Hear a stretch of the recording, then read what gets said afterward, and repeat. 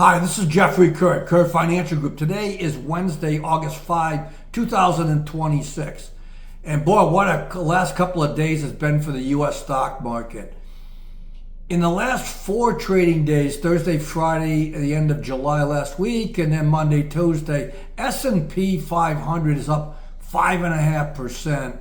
The NASDAQ's up almost 9%, was up this morning to make it almost 10% for 5 trading days for the NASDAQ. I'm doing this in the afternoon. As a matter of fact, you may not be getting it posted until late tonight or Thursday. But in any case, so just to give you a perspective, the NASDAQ's rolled over here. I mean, we've gotten pretty extended in a short amount of time. So, what's going on?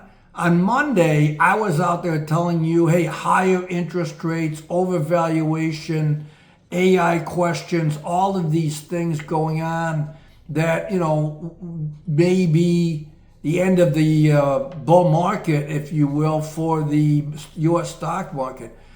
The reality is those things are still in place. The interest rates have come down a little bit in the last couple of days, but they're still high. And we've got, the federal deficit, which nobody's addressing.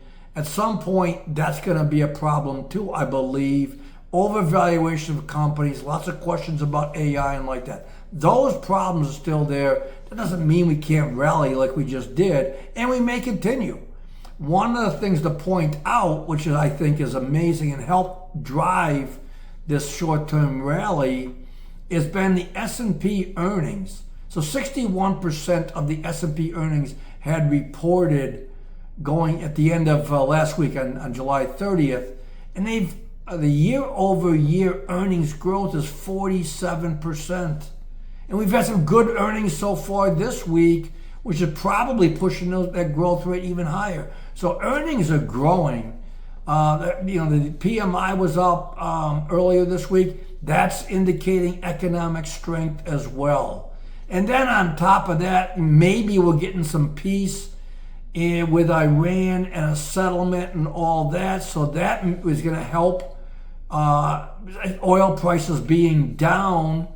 So you've got some good news coming on, but I still think, again, if you're not considering the state of where we're at and some of the seeing really both sides of the trade, the reasons why the market's going up, but also the worries and the blemishes that are out there, I think it's important to try to make investment decisions based on that. So I'll leave it there. We'll be back on Friday. Thank you for listening. Let us know any questions, and we'll talk to you on Friday. Goodbye.